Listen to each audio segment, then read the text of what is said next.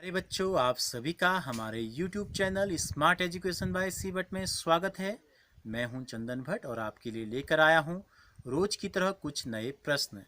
अगर आपने अभी तक इस चैनल को सब्सक्राइब नहीं किया है तो सबसे पहले चैनल को सब्सक्राइब कर बेल आइकन को जरूर प्रेस कर लें ताकि वीडियो अपलोड होते ही आपको सूचना मिल जाए। आज हम सीखेंगे कि सर्व समीका क्या होती है।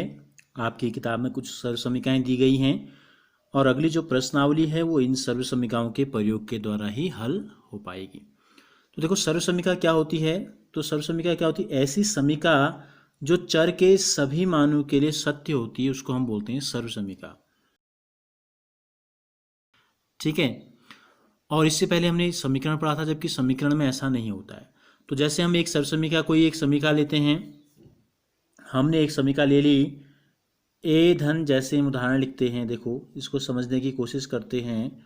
जैसे हमने एक समीका ली, यहाँ ए धन ए को जब हम ए धन 2 से गुणा करते हैं, ए धन 1 से ए धन 2 को जब हम गुणा करते हैं तो हमको जो उत्तर प्राप्त होता है वो होता है ए की घात 2 धन 3a धन 2। हमने कहा ये एक समीका है। तो समीका है तो जैसे कि हमने इसकी परिभाषा बताई, चर के सभी मानों के लिए सत्य होती है। अब हम अगर इसमें क्या रख लें, यदि हम इसमें a बराबर 3 रख लें, ठीक है, तो देखो a का मान जब हम इसमें 3 रखेंगे तो हमको क्या प्राप्त होता है, ये इधर वाला बायां पक्ष हो जाएगा आपका 3 धन 1 3 धन 2, दायां पक्ष हो जाएगा 3 की घात 2।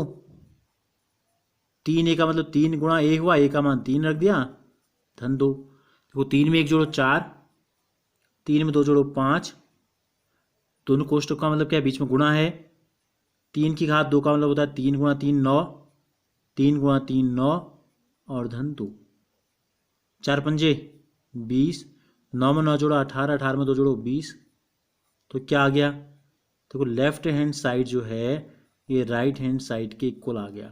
तो यानी कि जो हमने कहा कि ये समीका है तो इसका बायां पक्ष और दाएं पक्ष दोनों क्या आ गए, a बराबर 3 के लिए ये सत्य हो गया।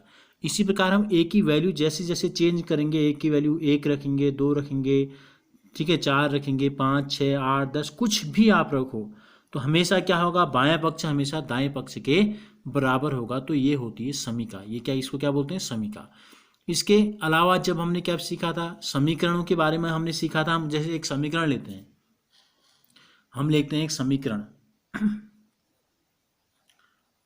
हमने लिया एक समीकरण, तो उस समीकरण हमने माना एक x धन 5 बराबर हमने 10 ले लिया। तो ये चर के सभी मानों के लिए ये सत्य नहीं होता है। अगर हम इसमें x बराबर 1 रखें तो देखो क्या आ जाएगा, x बराबर 1 रखने पर कितना आ गया, 6। तो क्या 6 और 10 बराबर होते हैं, नहीं बराबर होते हैं। तो x बराबर 1 के लिए यानी कि चर के एक मान के लिए ये सत्य नहीं हो रहा है। इसी प्रकार x का मान अगर हम 2 रख लें, x बराबर अगर हम 2 रख लें इसमें तो क्या हो जाएगा, देखो 2 धन 5 बराबर 10। तो 7 और 10 आ गए। क्या 7 और 10 बराबर होते हैं, नहीं होते हैं। तो ये समीकरण x बराबर 2 के लिए भी सत्य नहीं है, x बराबर 1 के लिए भी सत्य नहीं थी। लेकिन क्या होगा, x के किसी फिक्स मान के लिए ही इसका मान जो है सत्य कहलाएगा।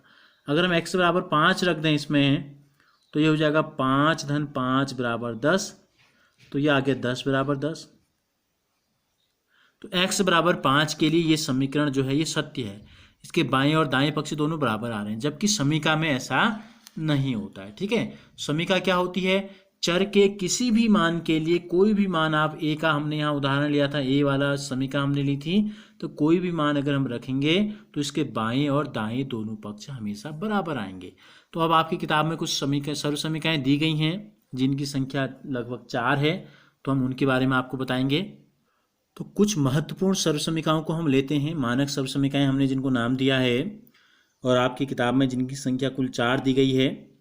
और इससे बड़ी क्लासों में जब आप जाएंगे तो अन्य सर्व समीकाएं भी आप पढ़ेंगे, और इनका जो उपयोग है वो बहुत ज़्यादा किया जाता है गणित में, तो इसलिए इनको ध्यान से आपको समझना है। तो पहली सर्व समीका हम लेते हैं, देखो ए धन बी को गुणा करना है ए धन बी से। ठीक है, देखो पहला व्यंजक भी वही है ए धन बी, दो पद हैं इसमें, और दूसरा व्यंजक भी वही है ए धन बी, दो पद है इसमें। तो गुणा करने हमने आपको बताया है क्या करते हैं, पहले के ए से जब हम गुणा करेंगे दूसरे व्यंजक में ए धन बी को, और फिर पहले व्यंजक के दूसरे पद से यानी कि धन बी से गुणा करेंगे हम ए धन बी को, तो क्या प्राप्त हो जाएगा हमको, देखो ए गुणा ए की घात 2, बीच में धन लगा देंगे, ए से बी को गुणा करेंगे तो हो जाएगा ए बी। इसी प्रकार धन बी से ए को गुणा करेंगे तो बी गुणा ए बी ए या ए बी, बात एक ही है। ठीक है, क्योंकि हम क्या होता है, गुणन जो होता है क्रम विनिमय नियम का पालन करता है, और धन बी से बी को गुणा करेंगे तो बी की घात 2 हो जाएगा। तो हमको जो प्राप्त होगा वो हो जाएगा ए की घात 2, ए बी में ए बी अगर जोड़ेंगे तो 2 बार ए बी आ गया, 2 ए बी धन बी की घात 2। तो हम क्या करते हैं कि इस प्रकार के जब प्रश्न हमको दिए जाते हैं तो इतना 3 स्टेप में गुणा करने से अच्छा क्या होता है, हम इसको याद कर लेते हैं कि ए धन बी को जब ए धन बी से गुणा किया जाता है तो इसको हम बोलते हैं ए धन बी का होल स्क्वायर। ठीक है, ए धन बी गुणा ए धन बी यानी कि ए धन बी का होल स्क्वायर। तो गुणा करके सीधे सीधे क्या आएगा, ए की घात 2, 2 गुणा ए गुणा बी और धन बी की घात 2। तो इसको हम बोलते हैं सर्वसमीका नंबर 1 के रूप में। तो और इसको याद आपको करना है, और इस सर्वसमीका का प्रयोग करके जब कभी भी हमको इस प्रकार का प्रश्न दिया गया होगा ए धन बी का होल स्क्वायर यानी कि एक द्विपद का वर्ग किया गया होगा, तो इसको जब हम किस प्रकार से बोलते हैं, अगर ये पहला पद है ये दूसरा पद है, ये पहली संख्या ये दूसरी संख्या, तो हम इसको बोलते हैं पहली संख्या का वर्ग धन 2 गुणा पहली संख्या गुणा दूसरी संख्या धन दूसरी संख्या का वर्ग हो जाता है। इसी प्रकार दूसरे नंबर में जो सर्वसमीका आपको दी गई है वो है, अगर हम धन के बजाय यहाँ पर ऋण ले लें, अगर हम ए ऋण बी से गुणा करें ए ऋण बी को, तो दोनों सेम हैं और दोनों में बीच में क्या है, ए और बी में यहाँ जैसे धन था यहाँ ऋण है, तो हम पहले पद से ए से दूसरे पूरे व्यंजक ए ऋण बी को गुणा करेंगे, फिर ऋण बी से दूसरे पूरे व्यंजक ए ऋण बी को हम गुणा करेंगे। तो क्या प्राप्त होगा हमको, देखो ए से ए को गुणा करेंगे तो ए की घात 2, इसके आगे चिन्ह कुछ नहीं है तो प्लस होता है, प्लस इंटू माइनस माइनस ए गुणा बी ए बी। फिर ऋण से गुणा करेंगे धन को तो ऋण गुणा धन ऋण, बी गुणा ए बी ए या ए बी, बात एक ही, हमने कहा 2 गुणा 3 भी 6 होता है, 3 गुणा 2 भी 6 होता है। ऋण गुणा ऋण धन बी गुणा बी बी की घात 2। तो हमको क्या प्राप्त हो गया, ए की घात 2 ऋण ए बी ऋण ए बी, ऋण 1 ऋण 1, ऋण 1 और ऋण 1 क्या होता है, जुड़ जाती हैं, दोनों संख्याएं ऋण में होती हैं, जुड़ जाती हैं, चिन्ह आता है ऋण का, तो ऋण 2 ए बी और धन बी की घात 2। तो इस प्रकार से जो दूसरी सर्वसमीका है वो ये है ए ऋण बी का होल स्क्वायर यानी कि ए ऋण बी गुणा ए ऋण बी, ये आ जाता है ए की घात 2 ऋण 2 ए बी धन बी की घात 2। तो ये बन गई आपकी दूसरी सर्वसमीका।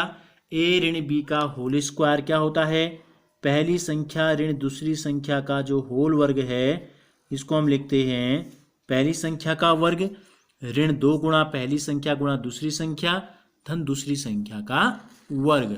अब हम आते हैं सर्वसमीका नंबर 3 में। यहाँ क्या करते हैं, जहाँ हमने ए धन बी लिया था पहले में, देखो दोनों में ए धन बी, दूसरे में हमने लिया ए ऋण बी, तीसरे में हम ये लेते हैं अगर ए और बी 2 पद हैं, पहले में दोनों को जोड़ा गया है और दूसरे व्यंजक में दोनों को घटाया गया है, तब इनको गुणा करके क्या आता है, ए से गुणा करेंगे ए ऋण बी को, बीच में धन है, फिर धन बी से गुणा करेंगे ए ऋण बी को, तो हमको प्राप्त हो जाएगा ए से ए को गुणा करेंगे ए की घात 2, धन ए से ऋण बी को गुणा करेंगे ऋण ए बी, धन बी से ए को गुणा करेंगे तो धन ए बी, और धन गुणा ऋण ऋण बी गुणा बी बी की घात 2 हो गया। तो देखो क्या आया हमारे पास, धन ए बी ऋण ए बी बिल्कुल एक जैसे हैं, एक धन में है एक ऋण में है तो कट जाएंगे, यानी कि उत्तर 0 आ गया दोनों का, बचा क्या ए की घात 2 ऋण बी की घात 2। तो ये बन गई आपकी सर्वसमीका नंबर 3। जब कभी भी हम क्या करते हैं, 2 पद एक जैसे होते हैं, एक कोष्टक में दोनों को जोड़ा है और दूसरे कोष्टक में दोनों को घटाया गया है, तो इसका उत्तर आ जाता है पहली संख्या का वर्ग ऋण दूसरी संख्या का वर्ग। तो इस प्रकार से हमारी हो गई 3 सर्वसमीकाएं।